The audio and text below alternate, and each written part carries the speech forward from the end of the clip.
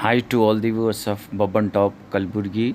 आज हमारे साथ हैं चर्चा में वाहज बाबा, जो बताएंगे कि हम 15 दिन कपड़े और शूज़ की शॉपिंग नहीं करके मुसलमान कैसे कोरोना जो वॉर है उसमें कैसा अपना योगदान दे सकता है। उम्मीद करते हैं कि आप सभी लोग बचेंगे शॉपिंग से रमज़ान तक।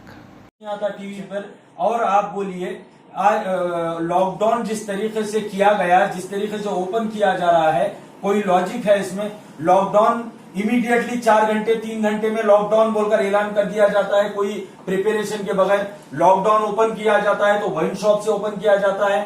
तो इससे मालूम होता है कि गवर्नमेंट ऑफ कर्नाटका या गवर्नमेंट ऑफ इंडिया की इंसानियत की जान बचाने के लिए कितनी फिक्र है। आज अगर आप देखेंगे, पूरे WHO की रिपोर्ट अगर देखेंगे, तो सबसे ज्यादा जो डेथ रेट आया है कोरोना वायरस में, वो अल्कोहलिक जो थे, उनका इम्यून सिस्टम वीक होता है अल्कोहल कंज्यूम करने से, तो वैसे लोगों का डेथ ज्यादा हुआ है। आज गवर्नमेंट ने ये बता दिया कि उन्हें, वो गवर्नमेंट खुद वेंटिलेटर पे है, उन्हें पैसों की जरूरत थी, इंसान की जान की कोई जरूरत नहीं थी। ऐसे इलॉजिकल फैसले आने के बाद में बिजनेस कम्युनिटी ने एक लॉजिकल फैसला लिया है।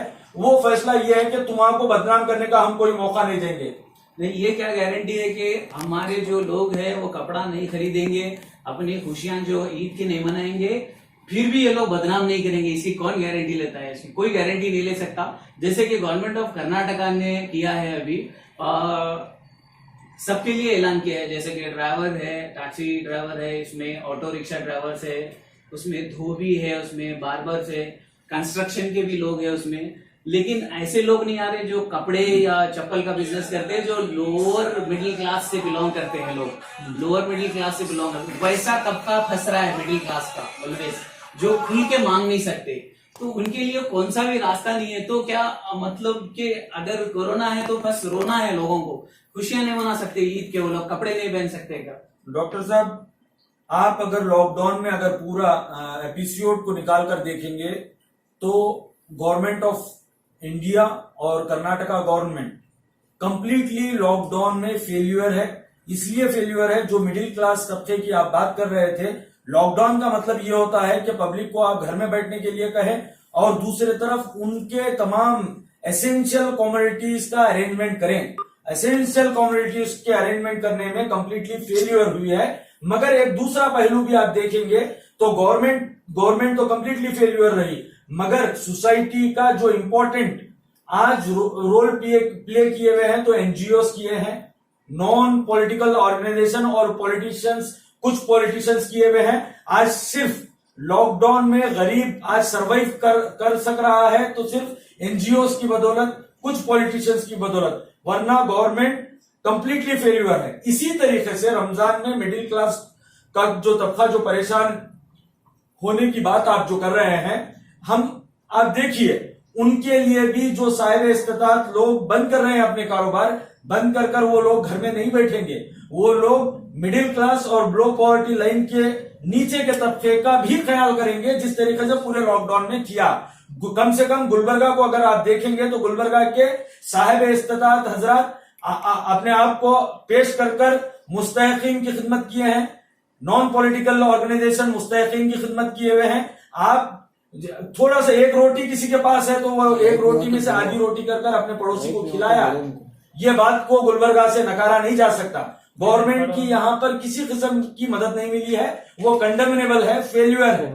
मगर आपके क्वेश्चन का यही आंसर है कि अभी तक हम साहिब इस्तेताअत हजरात, हम तमाम लोग कर रहे हैं, तो आगे भी खामोश कैसा बैठेंगे? आगे भी इंशाअल्लाह ताला काबिज जारी रहेंगी, क्योंकि हमने कर बताया है।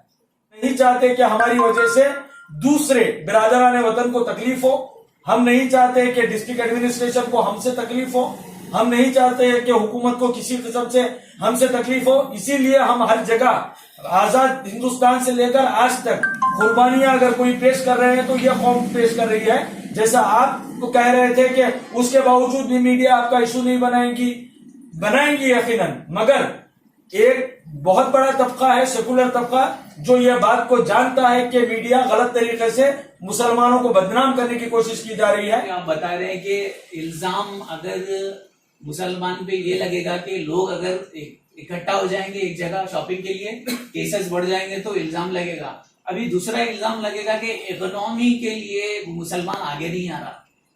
इकोनॉमी के लिए इससे जैसे कि पैसे का रोटेशन होगा तो इकोनॉमी अच्छी होगी स्टेट में, तो मुसलमान जानबूझ के आगे नहीं आ रहा, ये एक अलग चश्मे से देख रहा है। इसीलिए जो है ना अब इकोनॉमी का दाग लगाएंगे वो लोग, ये नहीं लगाएंगे कि कोरोना का हो गया, अभी चैप्टर क्लोज हो गया। अभी नेक्स्ट उनको इश्यू मिलेगा कि इकोनॉमी खराब कर रहे हैं मुसलमान ऐसे। नहीं, हमने ऐसा 100%। और इकोनॉमी किसके पास है? किसके पास? पहले पैसे किसके पास है इकोनॉमी खराब करने के लिए?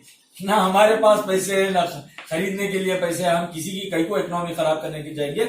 और ये बात बिजनेस कम्युनिटी के लोगों ने ये 15 दिन के लिए बात कही है ना। वो 15 दिन में हमारे पास पैसे भी नहीं है। हो सकता है ये 15 दिन में हम किसी ना किसी तरीके से इंतजाम कर फिर बाद में अपनी इकोनॉमी को रिवाइव करेंगे। और वहाज बाबा उन्होंने कंप्लीटली हम लोगों को सेटिस्फाई किया है कि क्यों रमजान की ईद तक हमको जो है कपड़े का बिजनेस नहीं करना है और चप्पल का बिजनेस नहीं करना है और क्राउड में हम लोगों को जाना नहीं है, क्योंकि जैसे ही हम लोग क्राउड में बाजार में पहुंचेंगे पूरा इल्जाम आ जाएगा और केसेस भी बढ़ेंगे। खाली इल्जाम नहीं आएगा, केसेस भी बढ़ जाएंगे, क्योंकि चांसेस बहुत है अभी कोरोना पूरी तरीके से खत्म नहीं हुआ। तो हम लोग हमारी पल्स और बबन टॉप की टीम की तरफ से हम बहुत बहुत शुक्र अदा करते हैं वहाज बाबा ने of Gulbarga. Wahaj Baba, thank you so much for joining us, thank you so much.